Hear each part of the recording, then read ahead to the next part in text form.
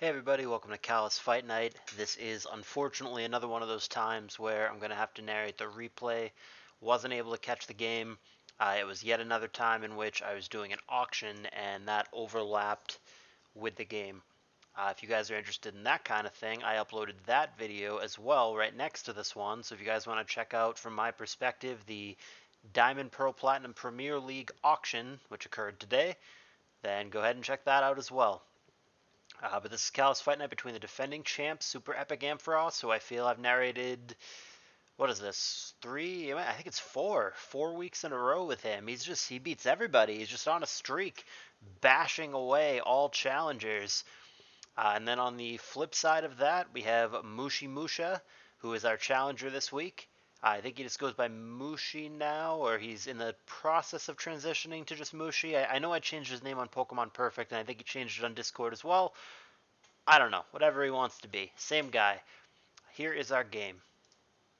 So, Challenger Mushi on the bottom and Champion SEA on the top.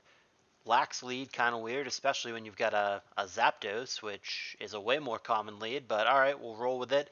There's a meta on the top, there's a hidden power, getting him for a lot, and a rock tomb, not a rock slide. It's going to make him slower, so now the doll can threaten something like that, something like a boom.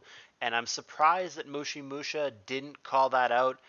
I would think that it was a pretty telegraphed boom there. I mean, is there a reason for the rock tomb other than to make that play? So I think if you're Musha, you probably should have seen that coming and made a switch to, whatever resist, a Metagross or whatever he might have in the back. So far, he hasn't actually shown a normal resist, but it would be very unusual if he didn't have one anywhere. We'll see how it plays out. We've got an Asta-esque offense here from SEA, and one thing that I really like about SEA throughout watching him play all these weeks is that he really diversifies his teams very well. He's really brought different stuff every time, and he doesn't seem like someone who would be particularly easy to exploit or counter team if you were scouting him in a tournament situation. There was a power from Body Slam on Salamence, and now Charizard comes in, so maybe Mushi really doesn't have a normal resist, which is so awkward, but he's got like an Undisputed-esque mixed offense team here. Charizard's found its way in on a Meteor Mash. There's a Fire Blast. Down goes Magneton, so Magdoll came from SEA, which is not the matchup he was looking for. Magdoll is designed to really beat and punish TSS, but it has a bad matchup against most everything else, and these very offensive teams, like the one that Mushi's running, definitely on paper should have the advantage against the Magdoll archetype, and indeed he is winning right now 5-4. So he gets Zard in again on a mash. It's going to scare meta, obviously. Fire Blast there, underwhelming, 23% on Vaporeon. Even if he does have HP Grass, it wouldn't be that great of a follow-up here. He goes to Loom, and there's going to be a BP. Now remember, Loom is actually faster here because of the paralysis on the Mence. However, the Loom really can't threaten the Mence unless he has some very uncommon, like an HP Rock or something, which they basically never carry. Swampert here gets a free Ice Beam opportunity, finds the Vaporeon, 10%, who cares? There is no Sand in play of note, but it was a free Freeze opportunity that he didn't find.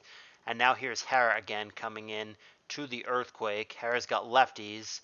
And now Charizard comes in on the Sleeping Poke. It's going to be yet another opportunity, and unfortunately SEA is going to stay in there and be willing to lose the Hera to the Fire Blast, but Charizard is going to miss. However, he connects on the follow-up, and SEA finds himself really far behind. Mushi now, our challenger, with the 5-3 lead and an unrevealed poke in the back. Not looking good for SEA. Like I said, this is not a good matchup for him. He brought a team that's pretty matchup fishy to begin with. Very strong matchup against TSS, but a very poor matchup against offense. And he's running into a very aggressive team here from Mushi. Not thinking SEA is looking too good in this one, but I guess there's always a chance. Vaporeon is going to have to be clutch, or maybe Meta gets some really nice attack raises and he's agility or something like that, but it would have to be something like that, or he's really going to have an issue here. He gets spored down. That's not a good start. An immediate wake would help a lot, but he doesn't get that either. He gets focus punched in the grill. One more will kill him. Brick Break doesn't. He needs to wake up right now. And there's a Meteor Mash, but he needed a crit there, and he does not get it. Spore is going to put him right back to sleep, and that might be the ball game here. Unless Vaporeon is able to work some miracles, it's going to have to defeat 4 Pokemon here, one of which is unknown from Mushi. There's the Spore for the sleep. I mean, Focus Punch plus anything here should get the job done, so as long as Vaporeon does not immediately wake, and it does not, and that should wrap it up here. Vaporeon at 19% is simply going to fall to a Brick Break. This one a one-sided affair, and it's going to be Mushi Musha with the victory here over Super Epigampharos SEA. SEA, like I said, had been the champ for 3 or 4 weeks now, had a pretty solid, consistent run, including beating Asta to be the champ in the first place. But this one, a one-sided affair. Mushi clearly with a favorable matchup here.